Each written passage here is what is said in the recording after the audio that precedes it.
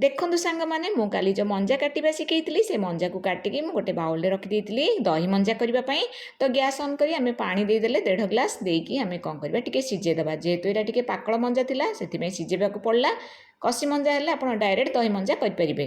तो एमती टिके लुण देकी आम सीझेदबा टेस्ट हिसाब से लुण देवे बेसी लुण भी देवेनि भल लगे लुणिया हेले।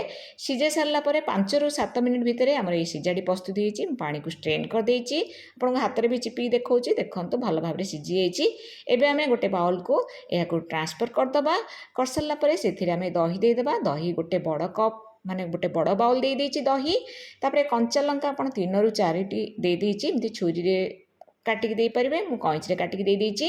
आपन जदि अधिका राग खाती ताले भी दे पारे।